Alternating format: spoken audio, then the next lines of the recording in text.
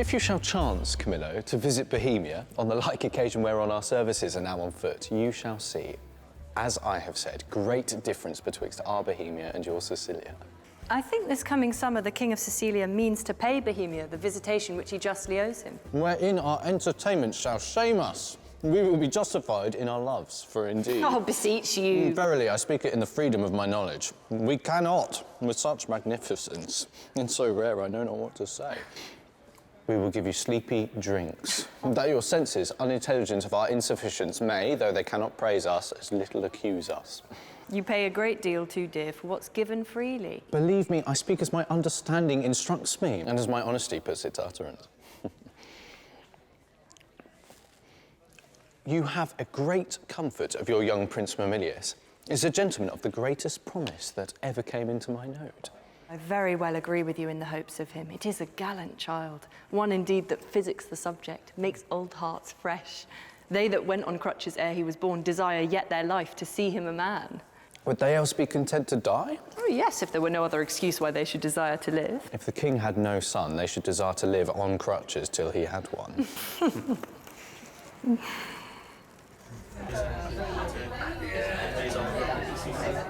9 changes of the watery star have been the shepherd's note since I've left my throne without a burden. Time as long again would be filled up, our brother, with our thanks, and yet we should for perpetuity go hence in debt. Oh, stay your thanks a while and pay them when you part. Sir, that's tomorrow. I am questioned by my fears of what may chance or breed upon our absence. I have stayed to tie your royalty. We are tougher, brother, than you put us to it. No longer stay. 1 7 night longer. Very sooth tomorrow. We'll part the time betweens then, and in that I'll no gainsaying. Press me not, beseech you so. There is no tongue that moves, none in the world so soon as yours could win me. My affairs do even drag me homeward, which to hinder were in your love a whip to me. My stay to you a charge and trouble, therefore to save both, farewell our brother. Tongue-tied, our queen, speak you. I had thought, sir, to have held my peace until you had drawn oaths with him not to stay. Will you, sir, charge him too coldly? Tell him you are sure all in Bohemia is well. This satisfaction the bygone day proclaimed. Well, say this to him, he's beat from his best ward. Well said, Hermione. To tell he longs to see his son was strong. But let him say so then, and let him go, and let him swear so, and he shall not stay. We'll thwack him hence with distaffs. Yet, of your royal presence, I'll venture the borrow of a week. Or you'll stay? No, madam. Oh, nay, but you will. I may not, verily. Verily? Oh, you put me off with limber vows. But I, though you would seek to unsphere the stars with oaths, should yet say, sir, no going. Verily, you shall not go. Why, ladies, verily, is as potent as a lord's. Will you go yet? Force me to keep you as a prisoner and not like a guest, so you shall pay your fees when you depart and save your thanks. How say you? My prisoner or my guest? Your guest, then, madam. To be your prisoner should import offending, which is for me less easy to commit than you to punish. Not your jailer, then, but your kind hostess. Come, I'll question you of my lord's tricks and yours when you were boys. You were pretty lordings then. We were, fair queen, 2 lads that thought there was no more behind but such a day tomorrow as today, and to be boy eternal. Oh, was not my lord the verier wag of the 2? We were as twinned lambs that did frisk and bleat at one another. We knew not the doctrine of ill-doing, nor dreamed that any did. Ah, by this we gather you have trips in. My most sacred lady, temptations have since then been born to us, for in those unfledged days was my wife a girl, your precious self had not then crossed the eyes of my young playfellow. Grace to boot. Of this make no conclusion, lest you say your queen and I are devils. Well, yet go on. The offences we have made you do will answer, if you first sinned with us, and that with us you did continue fault, and that you slipped not with any but with us. Is he one yet? He'll stay, my lord. Ah, at my request he would not. Hermione, my dearest, thou never spokest to better purpose. Never? Well, never but once. What have I twice said well? And when was it before? Come on now, prithee, tell me. Crams us with praise and make us fat as tame things. Our praises are our wages. But to the goal. My last good deed was to entreat his stay. Well, when was my first? Why, that was when 3 crabbed months had soured themselves to death, ere I could make thee open thy white hand and clap thyself my love. Then didst thou utter, I am yours forever. Oh, why, lo you now, I have spoke to the purpose twice. Oh, one forever earned me a royal husband, the other somewhere a friend.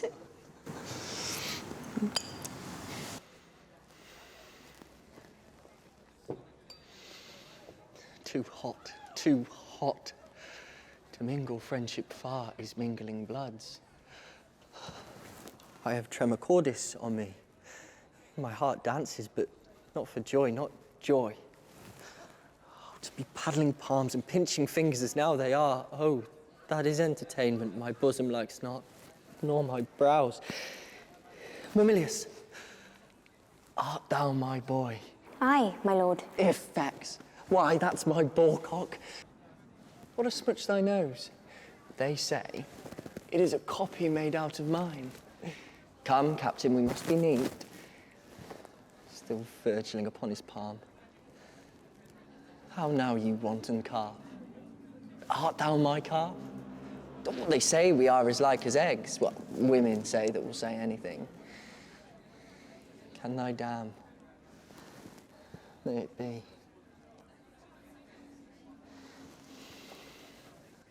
What means Cecilia? He something seems unsettled. How, my lord? What cheer? How's it with you, best brother? You look as though you held a brow of much distraction. Are you moved, my lord? No. In good earnest. My brother, are you as fond of your young prince as we do seem to be of ours? If at home, sir, he's all my exercise, my matter, my mirth. Now my sworn friend and then mine enemy, my parasite, soldier, statesman, all. So stands that squire officed with me. We two will walk, my lord, and leave you to your graver steps. Hermione, how thou lovest us, show in our brother's welcome. If you would seek us, we are yours in the garden. Shall us attend you there? To your own bents dispose of you. You'll be found, be you beneath the sky. Go to, go to. How she holds up the neb, the bill to him, and arms her with the boldness of a wife to her allowing husband. Gone already. Inch thick, knee deep, o'erhead and ears a forked one. Go play, boy, play. Thy mother plays, and I play too, but so disgraced a part whose issue will hiss me to my grave. Go play, boy, play. There have been, or I am much deceived, cuckolds ere now, and many a man there is, even at this present here, while I speak this, that holds his wife by the arm, that literally thinks she's been sluiced in his absence, and his pond fished by his next neighbour, by, sir, smile his neighbour. Well, nay, there's comfort in it. While other men have gates, and those gates opened as mine against their will, should all despair that had revolted wives, 1/10 of mankind would hang themselves. What, Camillo, there? Aye, my good lord. Camillo, this great sir will yet stay longer. Oh, you had much ado to make his anchor hold. When you cast it out, it still came home. Didst note it? It would not stay at your petitions, made his business more material. Didst perceive it? How came it, Camillo, that he did stay? At the good queen's entreaty. At the queen's be it. Good should be pertinent, but so it is not. Was this taken by any understanding pape but thine? I think most understand Bohemia stays here longer. Huh? Stays here longer. Aye, but why? To satisfy your highness and the entreaties of our most gracious mistress. Satisfy. The entreaties of our mistress. Satisfy. Well, let that suffice. I have trusted thee, Camillo, with all the nearest things to my heart. We have been deceived in thy integrity, deceived in that which seems so. Be it forbid, my lord. Have not seen, Camillo. Why, that's passed out you have, or your eyeglass is thicker than a cuckold's horn. Or heard, for to a vision so apparent, rumour cannot be mute. My wife is slippery. My wife's a hobby horse, deserves a name rank as any flax wench. Say it and justify it. I would not be a stander-by to hear my sovereign mistress clouded so, without my present vengeance taken. Shrew my heart, you never spoke what did become you less than this, which to reiterate were a sin, as deep as that, though true. Is whispering nothing? Is leaning cheek to cheek? Is meeting noses, kissing with inside lip, stopping the career of laughter with a sigh, a note infallible of breaking honesty? Horsing foot on foot, skulking in corners, wishing clocks more swift, hours, minutes, noon, midnight, is this nothing? Why then, the world and all that's in it is nothing. The covering sky is nothing. Bohemia is nothing. My wife is nothing. Nor nothing are these nothings if this be nothing. Good my lord, be cured of this diseased opinion, and betimes, for 'tis most dangerous. Say it be. 'Tis true. No, my lord. It is. You lie. You lie. I say thou liest, Camillo, and I hate thee. Pronounce thee a hovering temporizer that canst with thine eye see good and evil, inclining to them both. Were my wife's liver as infected as her life, she would not live the running of one hourglass. Who does infect her? Why, he that wears her like a medal hanging about his neck, Bohemia, who, if I had servants true about me that bear eyes to see alike mine honour as their profits, their own particular thrifts, they would do that which should undo more doing. Aye, and thou, his cup-bearer, might bespice a cup to give mine enemy a lasting wink, which draught to me were cordial. Sir, I could do this, and that with no rash potion, but with a lingering dram that should not work maliciously like poison.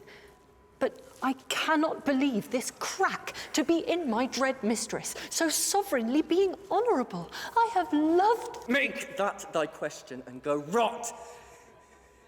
Dost thou think I am so muddy, so unsettled to appoint myself in this vexation, sully the purity and whiteness of my sheets, give scandal to the blood of the prince who I do think is mine and love as mine, without right moving to it? Would I do this? Could man so blench? I must believe you, sir. I do, and will fetch Bohemia off for it, provided that, when he's removed, you will take again your queen as yours at first, even for your son's sake, and thereby for sealing the injury of tongues in courts and kingdoms known and allied to yours. Thou dost advise me, even as I mine own course have set down. I'll give no blemish to her honour, none. Go then, my lord, and with a countenance as clear as friendship wears at feasts, keep with Bohemia, and with your queen. I am his cup-bearer. If from me he hath wholesome beverage, account me not your servant. This is all. Do it, and thou hast one half of my heart. Do it not, and thou splits thine own. I'll do it, my lord. And I will seem friendly, as thou hast advised me.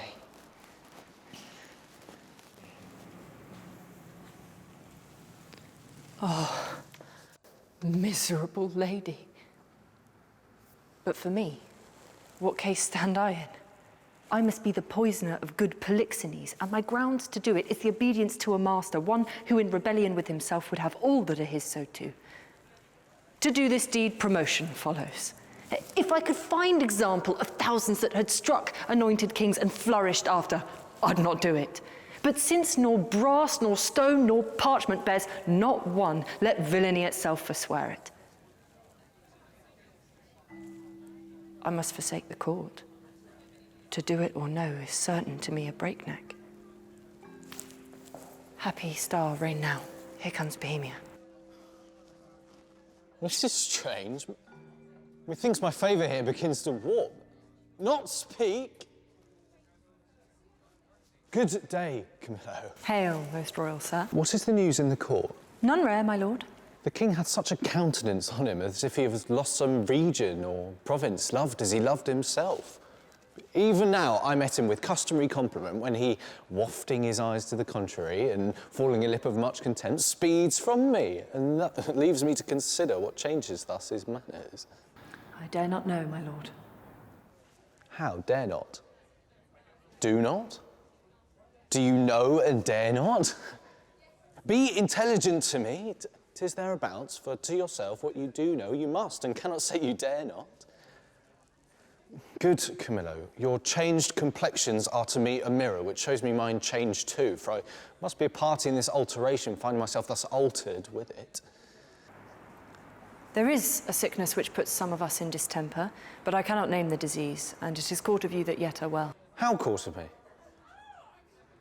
Make me not sighted like the basilisk. I have looked on thousands who have sped the better by my regard, but killed none so. Camillo, as thou certainly are a gentlewoman, there too, clerk-like experience, which no less adorns our gentry than our parents' noble names, in whose success we are gentle, I beseech you. I may not answer. A sickness caught of me, and yet I well. I must be answered. Dost thou hear, Camillo? I conjure thee by all the parts of honour that man does acknowledge. Sir, I will tell you, since I am charged in honour and by him that I think honourable, therefore mark my counsel, which must be e'en as swiftly followed as I mean to utter it, or both yourself and me cry lost, and so good night. On, good Camillo. I'm appointed her to murder you. By whom, Camillo? By the king. For what? He thinks, nay, with all confidence he swears, as if he had seen it or been an instrument to vice you to it, that you have touched his queen forbiddenly. Oh. Then my best blood turn to jelly, my name be yoked with his that did betray the best. How should this grow? I know not, but I'm certain 'tis safer to avoid what's grown than question how 'tis born. If, therefore, you dare trust my honesty, which lies enclosed in this trunk, which you shall bear along impawned, away tonight. Your followers I will whisper to the business, and will by twos and threes at several posterns clear them of the city. For myself, I'll put my fortunes to your services, which I hereby this discovery lost. Be not uncertain, for by the honour of my parents I have uttered I do believe thee. I saw his heart in his face. Give me thy hand. Be pilot to me, and thy places shall still neighbour mine. My ships are ready, and my people did expect my hence departure 2 days ago. Fear o'ershades me. Come, Camillo, let us avoid. It is in mine authority to command all the keys of all the posterns. Please, your highness, to take the urgent hour. Come, sir, away.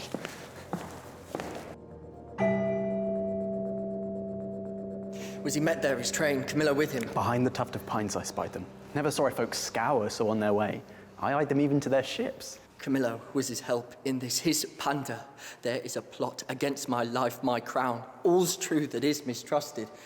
That false villain whom I employed was pre-ployed by him. They have discovered my design, and I remain a pinched thing, yea, a very trick for them to play at will. How came the postern so easily opened? By his great authority, which often had no less prevailed than so on your command.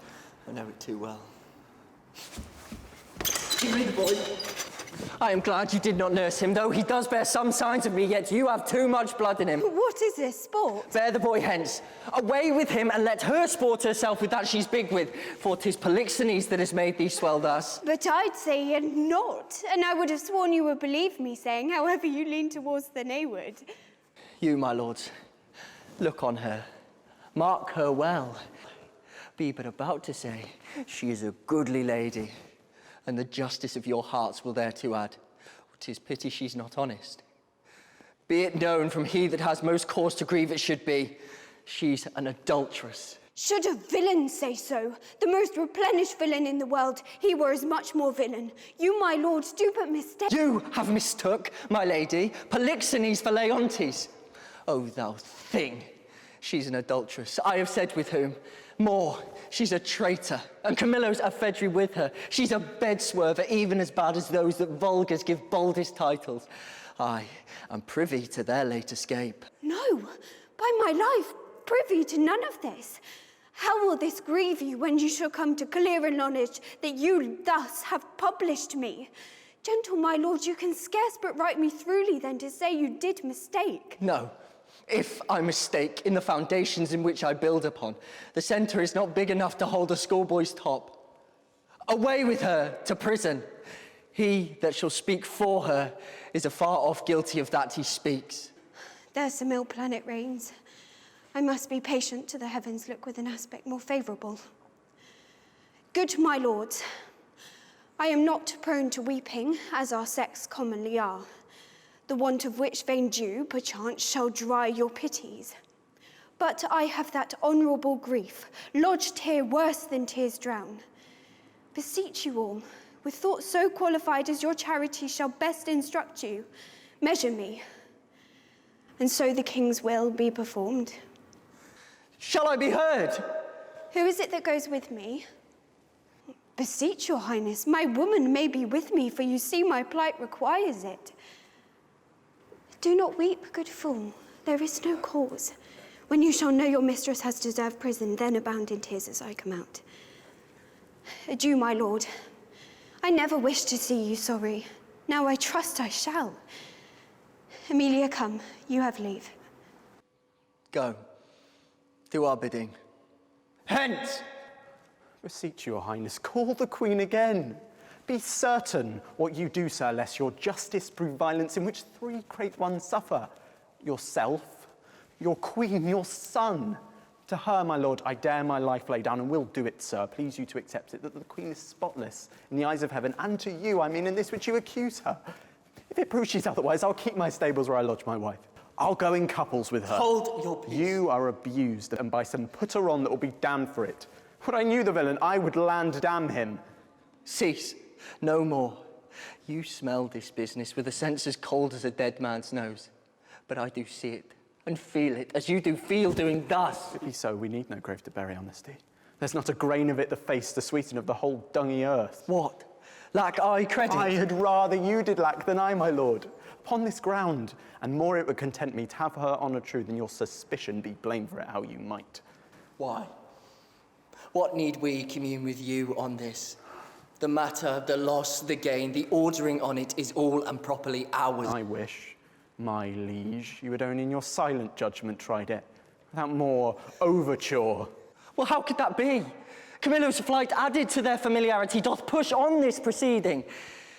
Yet, for greater confirmation, for in an act of this importance 'twere most piteous to be wild, I have dispatched to sacred Delphos, to Apollo's temple.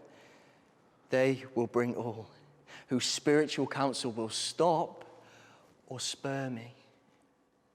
Have I done well? Well done, my lord. Come, follow us. We are to speak in public, for this issue will raise us all. To laughter, as I take it, if the good truth were known.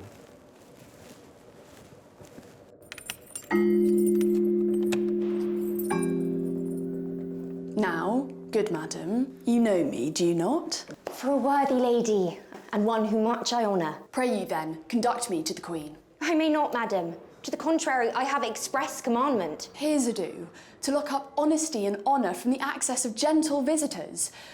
It's lawful, pray you, to see her women. Any of them?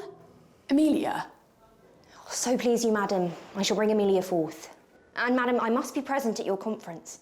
Well, be it so. Prithee, here's such ado, to make no stain a stain as passes colouring.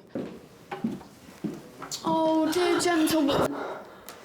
How fares our gracious lady? As well as one so great and so forlorn can hold together on her frights and griefs, which never tender lady hath borne greater.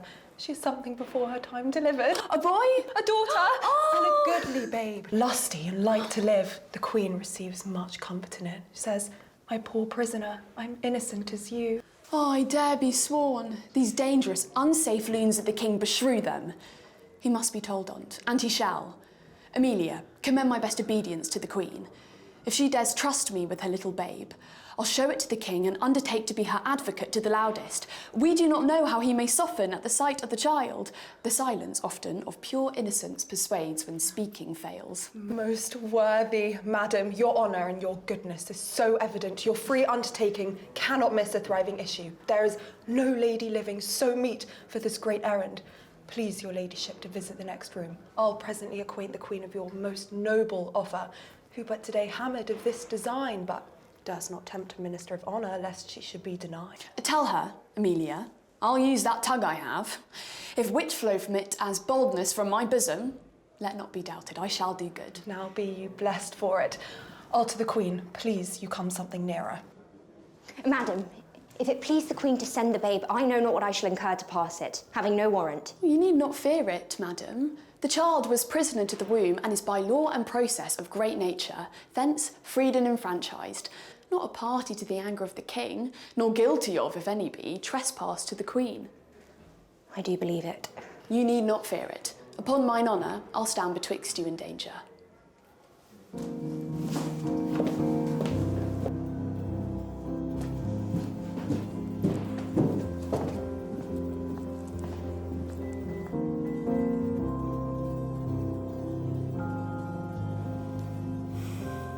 Nor night, nor day, no rest.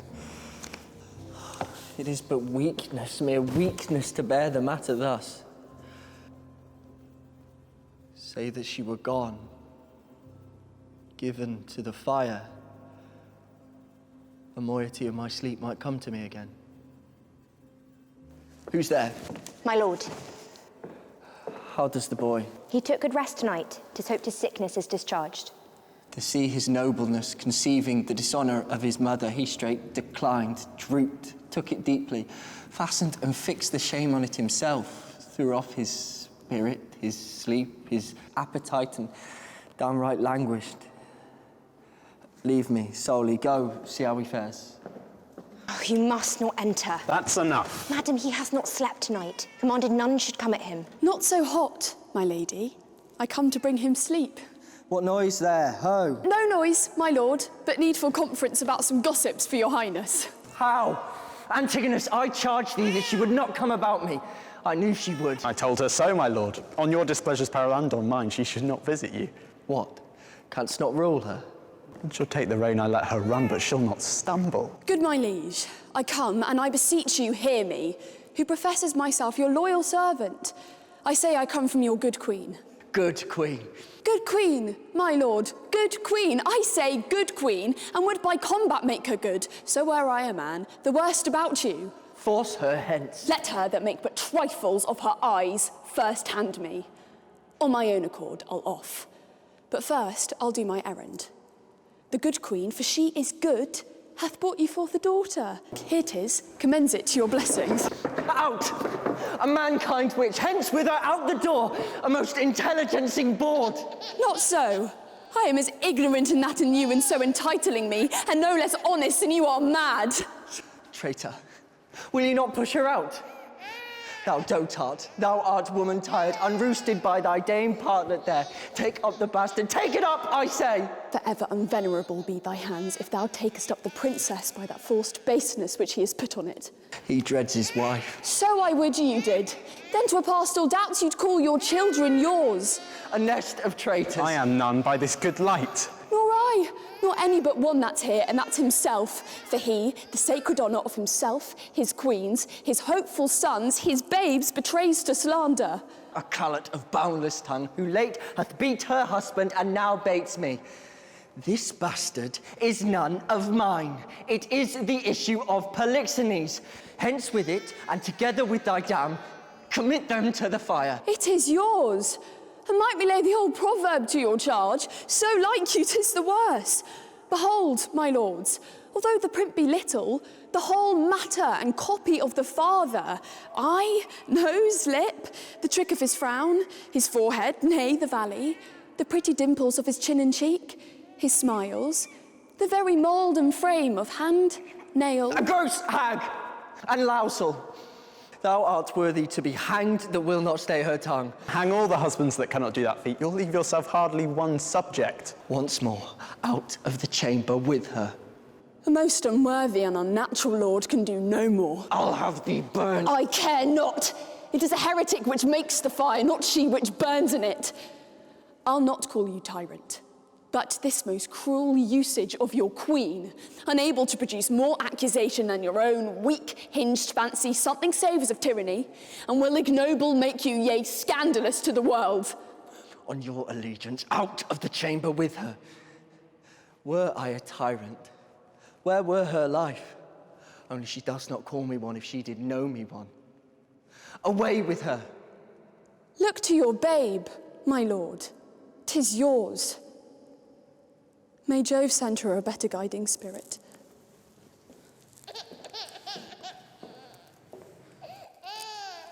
What needs these hands? You that are thus so tender over his follies will never do him good. No, not at all. So, farewell. We are gone. Thou traitor, hast set thy wife to this. My child, take it up. Even thou that has a heart so tender o'er it. Take it hence, and see it instantly consumed with fire. Even thou, and none but thou, within the hour bring me word 'tis done. Beseech your highness, on my knees I beg, as recompense for our dear service past and to come, that you do change this purpose, which being so bloody, so horrible, must lead on to some foul issue. Look, Shall I live on to see this bastard kneel and call me father? Better burn it now than curse it then. But be it. Let it live. It shall not neither. You, sir, come you hither. You that have been so tenderly officious with your Lady Marjorie, your midwife there, to save this bastard's life. Tell me, what will you adventure to save this brat's life? anything. My lord, that my ability may undergo anything possible. Mark and perform it. Seest thou, for the fail of any point shall not only be death to thyself, but to thy lewd-tongued wife, whom, for this time, we pardon. Thou shalt carry the female bastard hence, and that thou bear it to some desert and remote place, quite out of our dominions, and that there leave it, without more mercy, to its own protection, where chance may nurse or end it. Take it up. I swear to do this, though a present death had been more merciful. Come, poor babe, some powerful spirit instructs the kites and ravens to be thy nurses. No, I'll not rear another's issue. Please, your highness, posts from those you sent to the oracle are come, being well arrived from Delphos, are here landed. Hastings to the court. 'Tis good speed, and foretells the great Apollo will soon have the truth of this appear. Prepare you, madam, summon a session, that we may arraign our most disloyal lady. For as she hath been publicly accused, so shall she have a just and open trial. While she lives, my heart will be a burden to me. Leave me and think upon my bidding.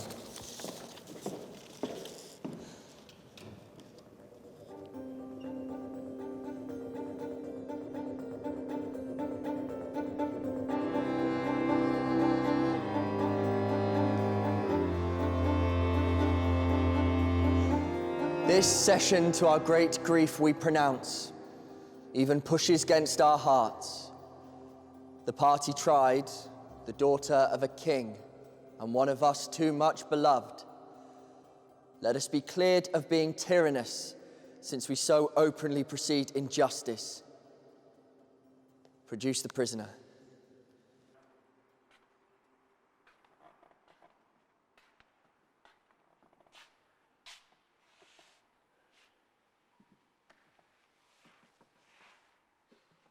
It is His Highness's pleasure that the Queen appear in person here in court.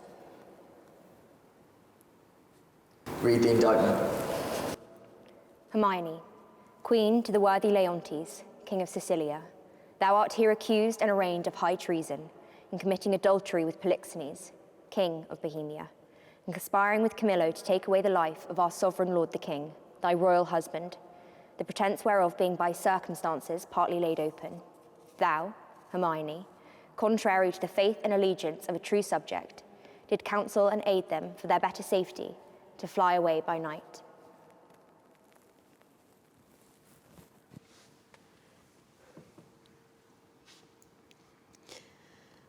since what I am to say must be but that which contradicts my accusation, and the testimony on my part comes from no other but from myself, it shall scarce boot me to say not guilty.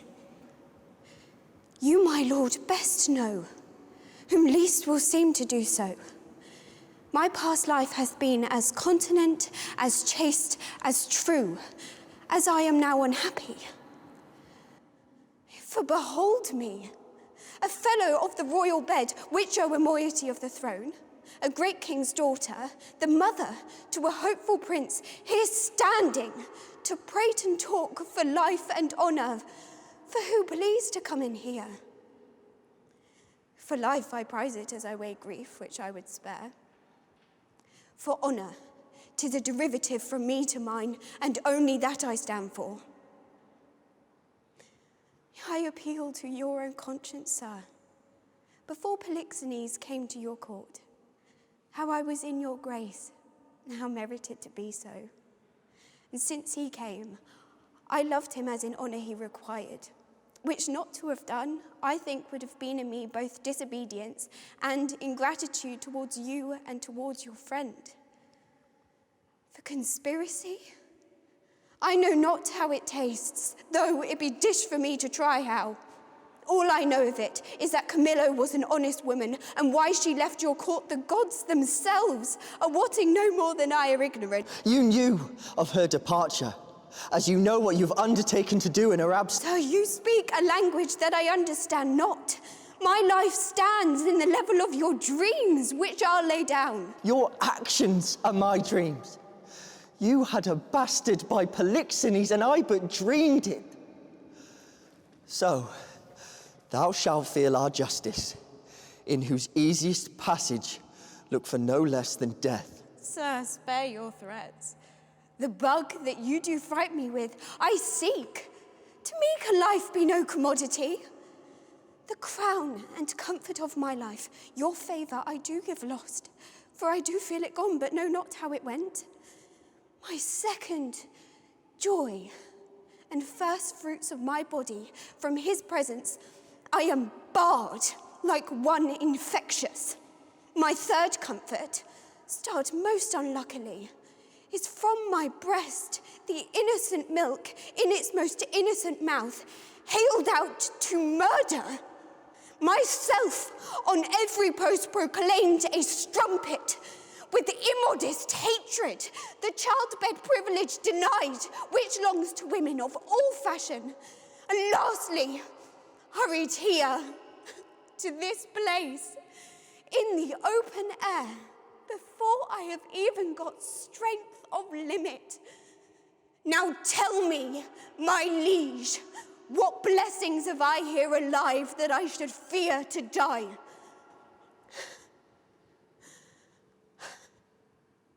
Therefore proceed. But yet hear this. Mistake me not. My life I prize it not a straw, but for mine honour, which I would free. If I shall be condemned upon surmises, all prove sleeping else but what your jealousies awake, I tell you, 'tis rigour and not law. Your honours all, I do refer me to the oracle. Apollo be my judge. This your request is altogether just. Break up the seals and read. Hermione is chaste, Polixenes blameless, Camillo a true subject, Leontes a jealous tyrant, his innocent babe truly begotten, and the king shall live without an heir if that which is not found be not found. Oh, now blessed be the great Apollo. Hast thou read the truth? Aye, my lord, even so it is here set down. There is no truth in the oracle. The session shall proceed. This is mere falsehood. My lord, the king, the king. What is the business? Sir, I shall be hated to report it. The prince, your son, with mere conceit and fear of the queen's speed, is gone. Apollo's angry. and the heavens themselves do strike at my injustice. How now there? This news is mortal to the Queen. Look down and see what death is doing. Take her hence. Her heart is but o'ercharged. She will recover. I've too much believed mine own suspicion. Beseech you, tenderly apply to her some remedies for life.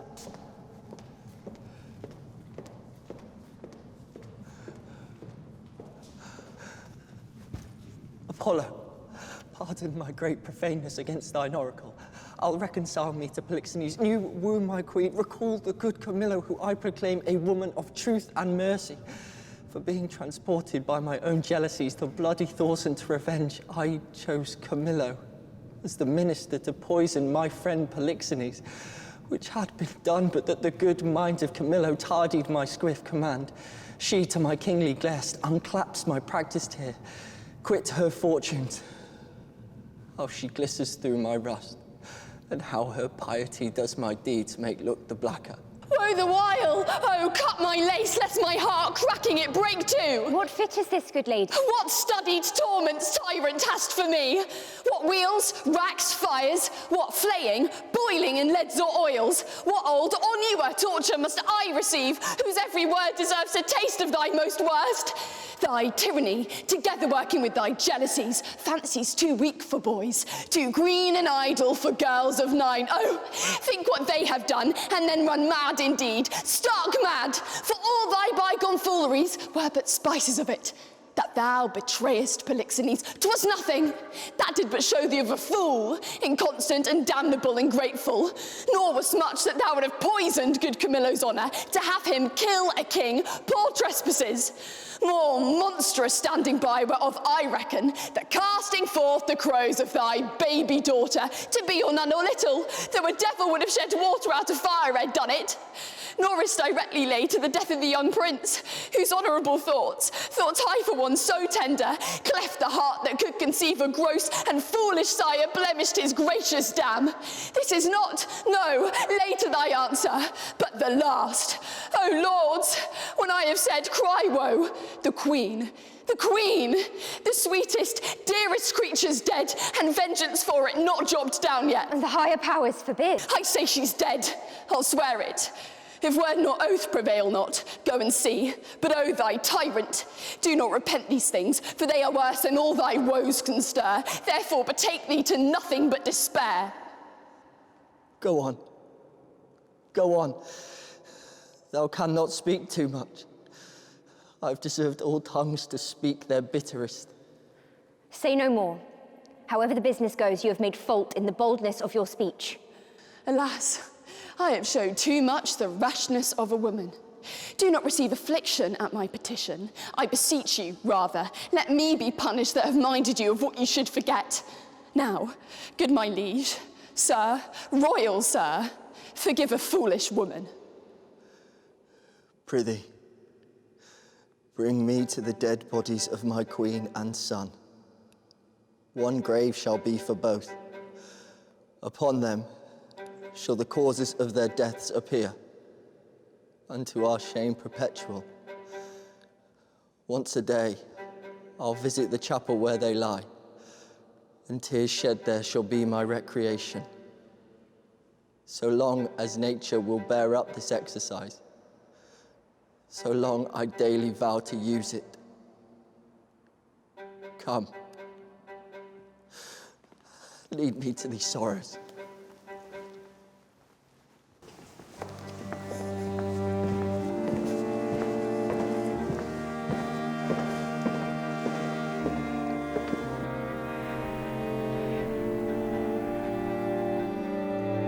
Thou art perfect, then. Our ship has touched upon the deserts of Bohemia. Aye, my lord, and fear we have landed in ill time.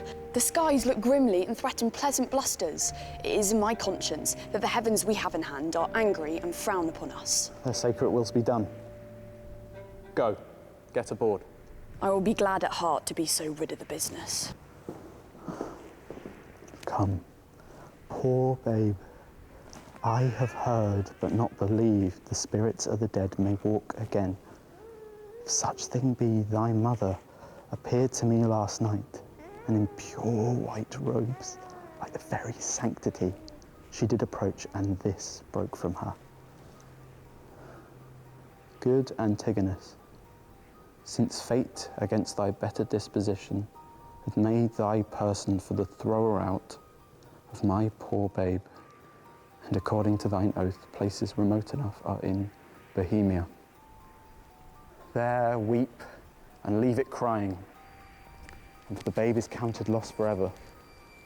Perdita, I prithee call it. For this ungentle business put on thee by my lord, thou shalt never see thy wife Paulina more. And so, with shrieks, she melted into air. Blossom, speed thee well. There lie, there thy character, there these, which may, if fortune please, both breed thee pretty and still rest thine. Storm begins. Poor wretch, farewell. The day frowns more and more. Thou art like to have a lullaby too rough. I have never seen the heavens so dim by day. A savage clamour. I may get a boy. This is the chase. I am gone forever!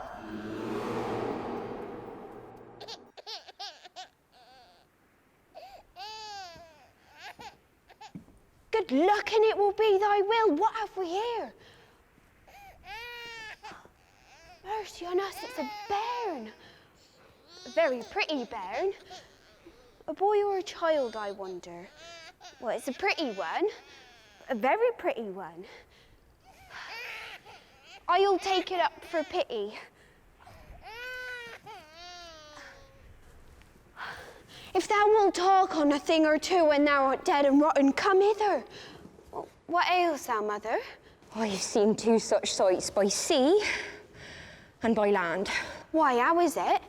Oh, the most piteous cry of the poor souls. Sometimes to see 'em, and not to see 'em. Now the ship bore in the moon with her main mast and anon swallowed with yeast and froth as you'd thrust a cork into a hog's head. And then for the land service, to see how the bear tore out his shoulder bone. Oh, he cried to me for help and said his name was Antigonus, a nobleman. How the poor souls roared and the sea mocked him. And how the poor gentleman roared and the bear mocked him, both roaring louder than the sea or weather. Name of mercy. When was this? Now I have not winked since I saw these sights. The men are not yet cold under water, nor the bear half dined on the gentleman. He's at it now. Heavy matters, heavy matters. But look thee here, mother. Now bless thyself. Thou metst with things dying, I with things newborn. But here's a sight for thee. Look thee, a bearings cloth for a squire's child. Look thee here. Oh, take it, boy. Open it, so let's see. It's told me I should be rich by the fairies. This is some changeling. Open it, boy. What's within? You're a maid. If the sins of your youth are forgiven you, you're well to live. Gold! Oh, gold! This is fairy gold, boy, and 'twill prove so. Up with it. Keep it close. Home, the next way. We are lucky, boy, and to be so still requires nothing but secrecy. Let my sheep go. Come, good boy, the next way home.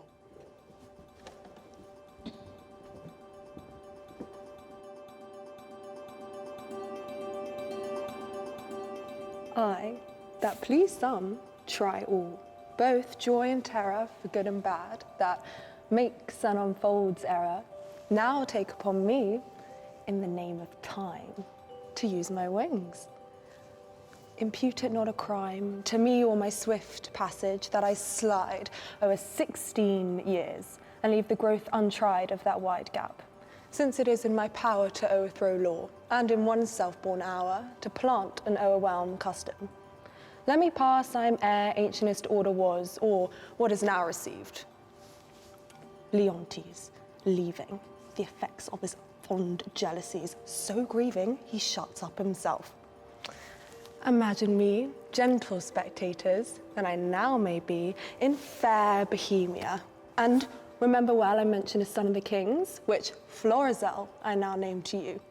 and with speed so paced to speak of Perdita, is now grown in grace, equal with wandering.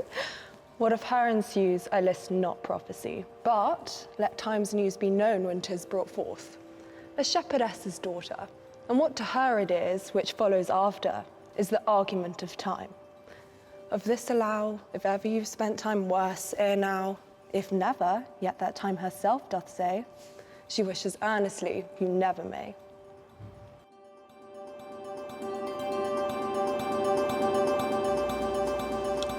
I pray thee, good Camillo, be no more importunate. 'Tis a sickness denying thee anything, a death to grant this. It is 15 years since I saw my country, and though I have for the most part been aired abroad, I desire to lay my bones there. Besides, the penitent king, my master, hath sent for me, to whose feeling sorrows I might be some allay, or I overween to think so, which is another spur to my departure. As thou lovest me, Camillo, wipe not out the rest of thy services by leaving me now. The need I have of thee, thine own goodness hath made. Of that fatal country, Sicilia, prithee, speak no more. Say to me, when saw'st thou the Prince Florizel, my son? Sir, it is 3 days since I saw the Prince. I have missingly noted he is of late much retired from court, and is less frequent to his princely exercises than formerly he hath appeared. I have considered so much, and with some care, so far that I have eyes under my service which look upon his removedness, from whom I have this intelligence, that he is seldom from the house of a most homely shepherdess, a woman, they say, that from very nothing, and beyond the imagination of her neighbours, is grown into an unspeakable estate. I have heard, sir, of such a woman who hath a daughter of most rare note. The report of her is extended much more than can thought to begin from such a cottage. That's likewise part of my intelligence, but I fear the angle that plucks our son thither. Thou shalt accompany us to the place, where we will, not appearing what we are, have some question with the shepherdess, from whose simplicity I think it not uneasy to get the cause of my son's resort thither. Prithee, be my present partner in this business, and lay aside the thoughts of Sicilia. I willingly obey your command. My best Camillo, we must disguise ourselves.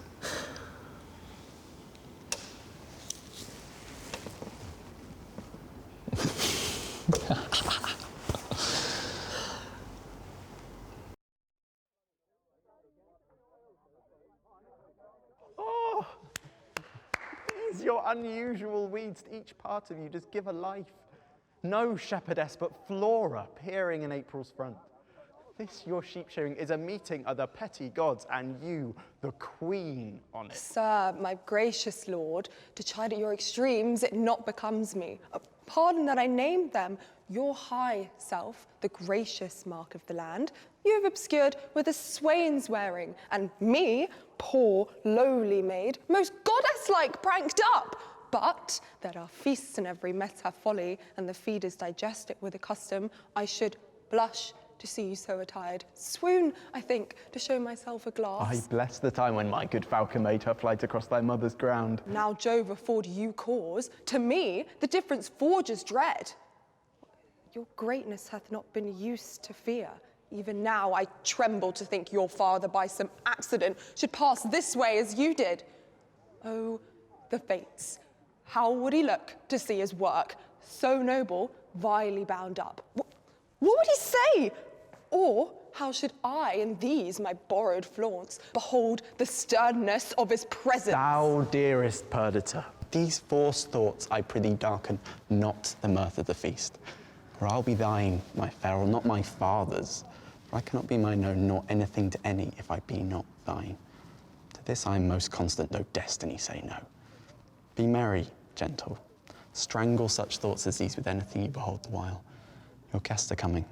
Lift up your countenance as if of the day of that nuptial which we two have sworn shall come.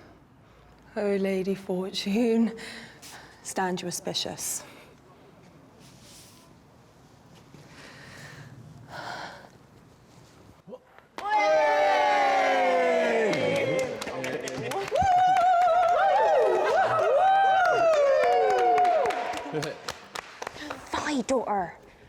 old man lived, upon this day he was both pantler, butler, cook, both dame and servant, welcomed all, served all, would sing a song and dance his turn.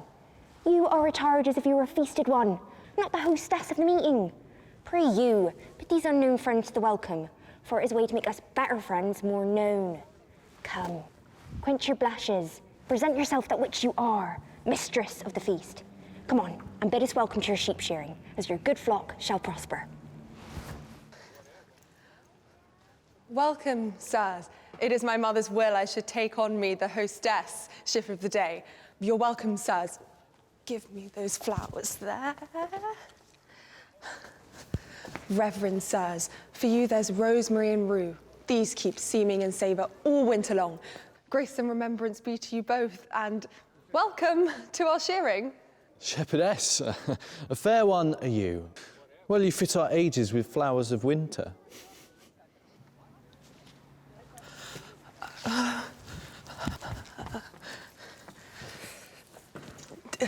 Here's flowers for you. Hot lavender, mint, savoury, marjoram, the marigold. That goes to bed with the sun, and with him rises weeping. These are flowers of middle summer, and I think they're given to men of middle age. You're very welcome. I should leave grazing were I of your flock and only live by gazing. Out, alas, you'd be so lean blast of January would blow you through and through. Now, my fairest friend, I would I had some flowers of the spring that might become your time of day. These I lack to make you garlands of, and my sweet friend to strew him o'er and o'er. What, like a corpse? No, like a bank for love to lie and play on, not like a corpse, or if, not to be buried, but quick and in mine arms. Methinks I play as I've seen them do in Whitsun pastorals. Sure, this robe of mine does change my disposition. What you do still betters what is done. When you speak sweet, I'd have you do it ever. When you sing, I'd have you buy and sell so. So give alms, pray so. But come, our dance, I pray. Your hand, my perdita, so turtles pair that never mean to part. I'll swear for 'em. This is the prettiest lowborn lass that ever ran on the green sward. Nothing she does or seems but smacks of something greater than herself. Too noble for this place. He tells us something that makes her blood look out. Come, strike up. Not a word, we stand upon our manners. Come, strike up!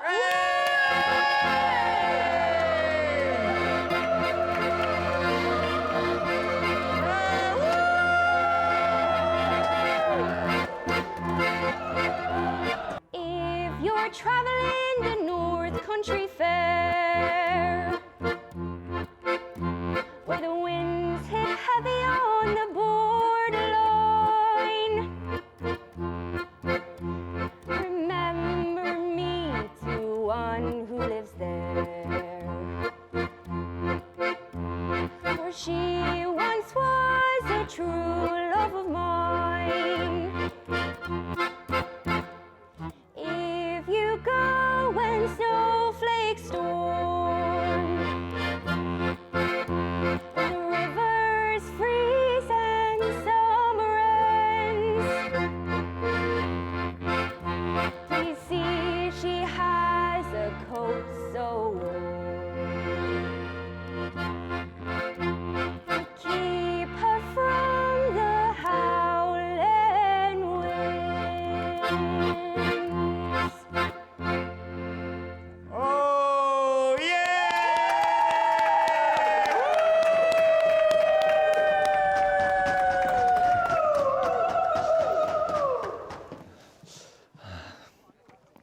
Pray you, fair shepherdess, what fair swain is this which dances with your daughter? They call him Doricles and boast himself to have a worthy feeding. But I have it upon his own report, and I believes it. Looks like sooth. Says he loves my daughter. I think so too. She dances featly. Oh, so she does anything. Though I report it that should be silent. If young Doricles do light upon her, she shall bring him that which he not dreams of. Is it not too far gone? 'Tis time to part them. She's simple and tells much. Pray you, fair shepherd, your heart is full of something that does take your mind from feasting. Sooth, when I was young and handed love as you do, I was wont to load my sheave with knacks. I would have ransacked the peddler's silken treasury and have poured it to her acceptance. Old sir, I know she prizes not such trifles as these are. The gifts she looks from me are packed and locked up in my heart, which I've given already but not yet delivered. Oh, hear me breathe my life before this ancient soul. It should seem of some time loved. I take thy hand. What follows this? How prettily the young swain washes the hand that was fair before. I have put you out, but to your protestation, let me hear what you profess. Do, and be witness to it. And this, my neighbour too? And she, and more than she in earth, the heavens and all. I were crowned the most imperial monarch, therefore most worthy. Were I the fairest youth that ever made eye swerve, had force and knowledge more than ever were man's. I would not prize them without her love. Fairly offered. This shows a sound affection. Oh, but my daughter, see the light to him. I cannot speak so well, nothing so well, no nor mean better. By the pattern of mine own thoughts, I cut out the purity of his. Take hands, a bargain, and friends unknown you shall bear witness to it. I gives my daughter to him, and will make her portion equal his. It's been the virtue of your daughter. One being dead, I shall more than you can dream of yet. Enough then for your wonder. But come, contract us for these witnesses. Come, your hand, and daughter, yours. Soft, swain, a while, beseech you, have you a father? I have. What of him? Knows he of this? Neither does nor shall. Methinks the father is at the nuptial of his son, a guest that best becomes a table.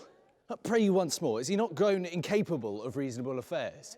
Is he not stupid with age and altering rooms? Can he speak, hear, no man from man? Yes, good sir, he has his health and ampler strength indeed than most have his age. By my white beard, you offer him, if this be so, a wrong something unfilial. Reason, my son, the father, all whose joy is nothing but fair posterity, should hold some counsel in such a business. I yield all this, but for some other reasons, my grave sir, which 'tis not fit you know, I not acquaint my father of this business. Let him know it. He shall not. Prithee, let him! No, he must not. Oh, let him, my son. He shall not need to grieve at knowing of thy choice. Come, he must not. Mark our contract. Mark your divorce, young sir, whom son I dare not call. Thou art too base to be acknowledged. Thou, a sceptre's heir that thus affects a sheep hook. Thou, old traitor, I am sorry that by hanging thee I can but shorten thy life by 1 week. And thou, fresh piece of excellent witchcraft, whom of force must know the royal fool thou copst with. Oh, my heart. I'll have thy beauty scratched with briars and made more homely than thy state. For thee, fond boy, if thou dost ever sigh that thou dost no more see this knack, as never, I mean thou shalt, we'll bar thee from succession. Hold thee not of our blood, no, not our kin. Follow us to the court. And you, enchantment, worthy enough a herdsman, if thou dost ever hoop his body more with thy embraces, I'll devise a death as cruel for thee as thou art tender to it. Even here, undone. I was not much afeard, for once or twice I was about to speak and tell him the selfsame sun that shines upon his court hides not his visage from our cottage, but looks on alike. Will it please you, sir, be gone? I told you what would come of this. Beseech you, for your own sake, take care. This dream of mine being now awake, I'll queen it no inch farther, but milk my ewes and weep. Why, how now, mother? Speak ere thou diest. I cannot speak, nor think, nor dare to know that which I know. Oh, cursed wretch, that knew this was the prince and would dare to mingle faith with him. Undone, undone. If I might die within this hour, I have lived to die when I desire. Why you look so upon me? I am but sorry, not afeard. Delayed, but nothing altered. What I was, I am, more straining on for plucking back, not following my leash unwillingly. Gracious, my lord, you know your father's temper. At this time he will allow no speech, which I do guess you do not purpose to him, and as hardly will he endure your sight as yet, I fear. Then till the fury of his highness settle, come not before him. Not purpose it. I think Camillo. Even she, my lord. How often have I told you 'twould be thus? How often said my dignity would last but till 'twere known? Cannot fail but by the violation of my faith. Lift up thy looks. From my succession wipe me, father. I am heir to my affection. Be I advised. am, and by my fencing. This is desperate, sir. Not for Bohemia, nor the pomp that may be there at gleam will I break my oath to this, my fair beloved. This you may know, and so report it. I am bound to sea with her who here I cannot hold on shore. And most opportune to our need have I a vessel that rides fast by, but not prepared for this design. What course I mean to hold shall nothing benefit your knowledge, nor concern me the reporting. Oh, my lord, I would your spirit were easier for advice, or stronger for your need. Hark, Perdita. I'll hear you by and by. He's irremovable, resolved for flight. Now were I happy if his going I could frame to serve my turn. Save him from danger, do him love and honour, purchase again the sight of dear Cecilia, and that unhappy king, my master, whom I so much thirst to see. Now, good Camillo, I'm so fraught with curious business that I leave out ceremony. Sir, I think you have heard of my poor services in the love I have borne your father. Very nobly have you deserved. It is my father's music to speak your deeds.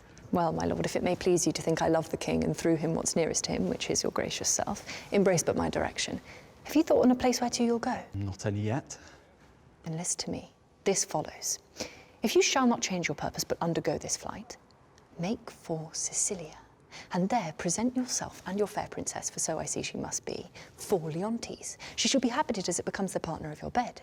Methinks I see Leontes opening his free arms, weeping his welcomes forth, asks thee, the son, forgiveness, as 'twere in the father's person. Worthy Camillo, what colour for my visitation should I hold up before him? Sent by the king, your father, to greet him and do him comforts. Sir, the manner of your bearing towards him with what you, as from your father... I'll write you down what you must say, that he shall not perceive, but that you have your father's bosom there, and speak his very heart. I am bound to you. There is some sap in this. A course more promising than a wild dedication of yourselves to unpaved waters, undreamed shores, certain to miseries enough. Besides, you know prosperity's the very bond of love, whose fresh complexion and whose heart together affliction alters. One of these is true. I think affliction might subdue the cheek, but not take in the mind. Yea, say you so? There shall not at your father's house be born another such. Prettiest Perdita.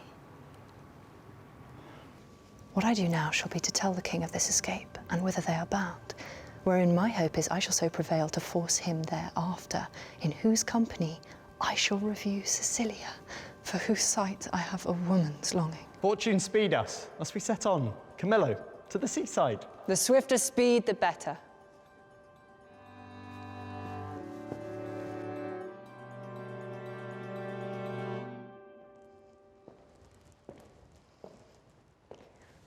Sir, you have done enough, and have performed a saint-like sorrow. No fault could you make which you have not yet redeemed.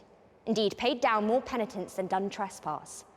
At the last, do as the heavens have done. Forget your evil, and with them, forgive yourself. Whilst I remember her and her virtues, I cannot forget my blemishes in them, and so still think of the wrong I did myself, which was so much that airless it hath made my kingdom, and destroyed the sweetest companion that e'er man bred his hopes out of. True, too true, my lord. If one by one you'd wedded all the world, or from that all took something good to make a perfect woman, she you killed would be unparalleled. I think so. Killed. She I killed. I did so, but thou strikes me sorely to say I did. It is as bitter upon thy tongue as in my thought. Now, good now, say so, but seldom. Not at all, good lady. You might have spoken 1,000 things that would have done the time more benefit and graced your kindness better. You were one of those would have him wed again. If you would not so, you pity not the state, nor the remembrance of his most sovereign name. What were more holy than to rejoice the former queen as well? What holier than for royalty's repair, for present comfort and for future good, to bless the bed of majesty again with a sweet fellow to it? There is none worthy respecting her that's gone. Besides, the gods will have fulfilled their secret purposes. For has not the divine Apollo said, is not the tenor of his oracle that King Leontes shall not have an heir till his lost child be found? What 'tis your counsel, my lord, should the heavens be contrary, oppose against their wills? Care not for issue, the crown will find an heir. My true Paulina, fear thou no wife. I'll have no wife, Paulina. Will you swear never to marry but by my free leave? Never. So blessed be my spirit. Then, good my lady, bear witness to his oath. You tempt him overmuch. Unless another is like Hermione, as is her picture affront his eye. Good madam. I am done. Yet if my lord will marry, If you will, sir, no remedy but you will, give me the office to choose you a queen. She shall not be so young as was your former, but shall be such as walked your first queen's ghost, it should take joy to see her in your arms. Good, Paulina. We shall not marry till thou bidst us. That shall be when your first queen's again in breath, never till then. One that gives out himself Prince Florizel, son of Polixenes, with his princess, she the fairest I have yet beheld, desires access to your high presence. What with him? He comes not like to his father's greatness. His visit so out of circumstance tells us not a visitation framed, but forced by need and accident. His princess, say you, with him? Aye, the most peerless piece of earth, I think, that e'er the sun shone bright on. This mistress, when she has your eye, will have your tongue too.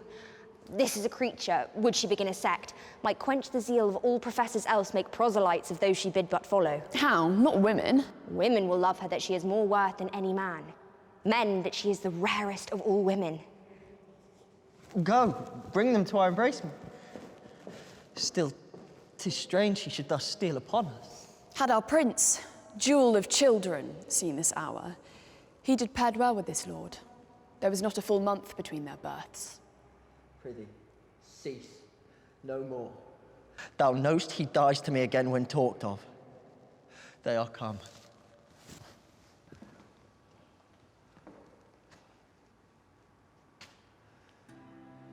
Your mother was most true to wedlock, Prince, for she did print your royal father off conceiving you. Most dearly welcome. And your princess, goddess. Oh, alas, I lost a couple that twixt heaven and earth might thus have stood, begetting wonder as you, gracious couple, do. And then I lost, all mine own folly, the society amity of your brave father too, who, through bearing misery, I desire my life once more to look on him. By his command have I touched here, Cecilia. And from him give you all greetings that a king and friend can send his brother, and but infirmity, which waits upon worn times, hath something seized his wished ability. He had himself the lands and waters twixt your throne and his, measured to look upon you, whom he loves. He bade me say so. More than all the sceptres and those that bear them living. Welcome hither, as is the spring to the earth. And hath he too exposed this paragon to the fearful usage, at least ungentle, of the dreadful Neptune, to greet a man not worth her pains, much less the adventures of her person? Good my lord. I came from Libya. We crossed to execute the charge his father gave us for visiting your highness. May the gracious gods purge all infection while you do climate here. What might I have been now, might I a son and daughter looked on such goodly things as you? Please you, great sir, Bohemia greets you from himself by me, desires you to attach his son who has his dignity and duty both cast off, fled from his father, from his hopes, and with a shepherd's daughter.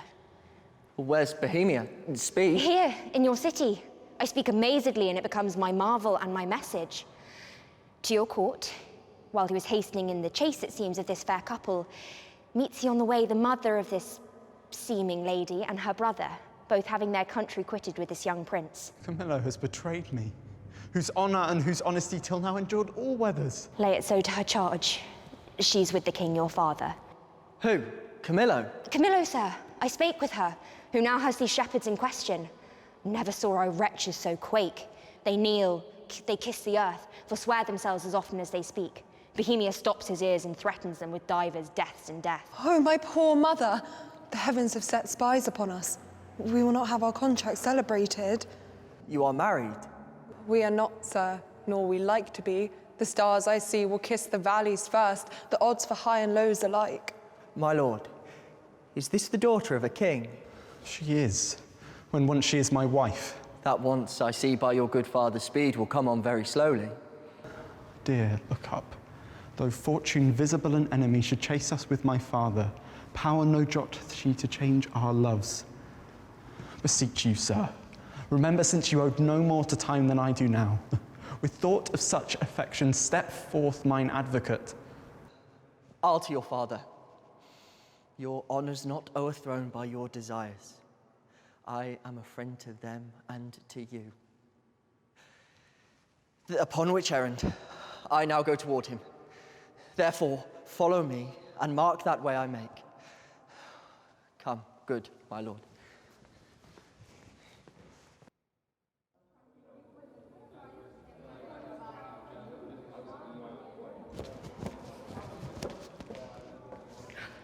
Nothing but bonfires. The oracle is fulfilled. The king's daughter is found. Such a deal of wonder is broken out within this hour that ballad makers cannot be able to express it. I was at the opening of the fardel, heard the old shepherdess deliver the manor and how she found it. She found the child. I make a broken delivery of the business, but the changes I perceived in Camillo and the king were very notes of admiration. They seemed almost, with staring on one another, to tear the cases of their eyes. Did I see the meeting of the two kings? Oh, it was a sight which was to be seen, cannot be spoken of. There might you have beheld one joy crown another, so and in such manner it seemed sorrow wept to take leave of them, for their joy waded in tears. One of the prettiest touches of all was when at the relation of the queen's death, the princess did with an alas, I would fain say bleed tears, for I am sure my heart wept blood. Are they returned to court? No. The princess hearing of her mother's statue, which is in the keeping of Paulina. Statue? Of Hermione, a piece many years in doing and now newly performed by that rare Italian master, Giulio Romano. He hath so near to Hermione done Hermione that they say one would speak to her and stand in hope of answer. Thither with all greediness of affection are they going. Now, I thought Paulina had some great matter there in hand, for she hath privately twice or thrice a day, ever since the death of Hermione, visited that removed house. Where the statue is. Indeed. Oh, every wink of an eye some new grace will be born. Love you.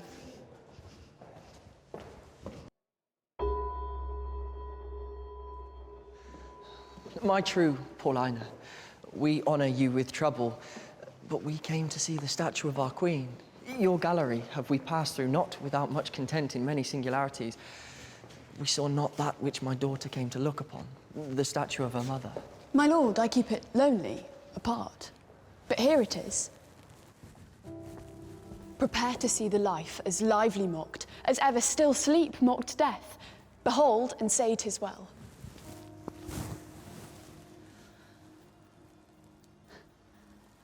I like your silence. It the more shows off your wonder. But yet speak. First you, my liege, comes it not something near?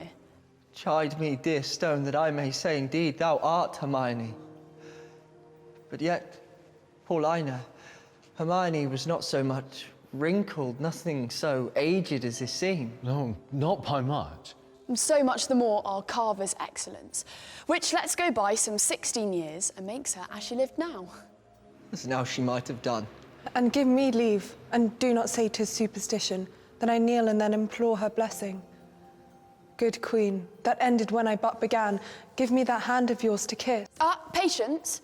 The statue is but newly fixed. The colour's not dry. My lord, your sorrow was too sore laid on, which 16 winters cannot blow away, so many summers dry. Scarce any joy did ever so long live. No sorrow but killed itself much sooner. My dearest brother, let him that was the cause of this have power to take up so much grief from you, as he will peace up in himself. Indeed, my lord.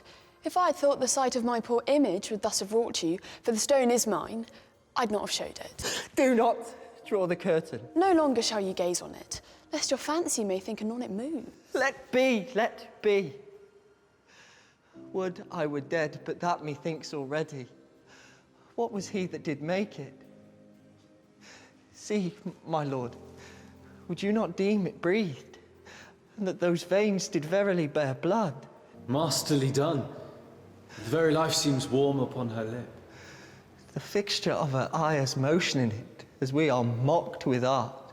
I'll draw the curtain. My lord's almost so far transported, he'll think anon it lives. Let it alone. I am sorry, sir. I have thus far stirred you. But I could afflict you further. Do, Paulina, for this affliction has a taste as sweet as any cordial comfort. But still, methinks there is an air that comes from her. What fine chisel could ever yet cut breath? Let no man mock me, for I will kiss her. Good my lord, forbear. The ruddiness upon her lip is wet. You'll mar it if you kiss it. Stain your own with oily painting. Shall I draw the curtain? No, not these 20 years. So long could I stand by, a looker on. Either forbear, quit presently the chapel, or resolve yourself for more amazement. But it is required you do awake your faith. Then, all stand still. Or those that think it is unlawful business that I am about, let them depart. Proceed. No foot shall stir. Music, awake her. Strike. 'Tis time. Descend. Be stone no more. Approach. Strike all that look upon with marvel. Come, I'll fill your grave up. Stir, nay, come away. Bequeath to death your numbness, for from him dear life redeems you. You perceive she stirs. Start not. Her action shall be holy as you hear my spell is lawful. Do not shun her until you see her die again, for then you kill her double. Nay, present your hand. When she was young, you wooed her. Now in age, has she become the suitor? Oh, she's warm. If this be magic, let it be an art lawful as eating. She embraces him. If she pertain to life, let her speak too. I make it manifest where she has lived or how stolen from the dead. That she is living. Were it but told you, she'd be hooted at like an old tale. Yet it appears she lives. Though yet she speak not. Mark a little while. Please you to interpose, fair madam. Kneel and pray your mother's blessing. Turn, good lady. Our purditor is found. You gods, look down and from your sacred vials pour your graces upon my daughter's head. Tell me, mine own, where hast thou been preserved? Where lived? How found thy father's court? For thou shalt know that I, knowing by Paulina that the oracle gave hope thou wast in being, has preserved myself to see the issue. There's time enough for that. O good Paulina, lead us from hence, where we may leisurely each one demand an answer to his part, performed in this wide gap of time since first we were dissevered. Hastily, lead away.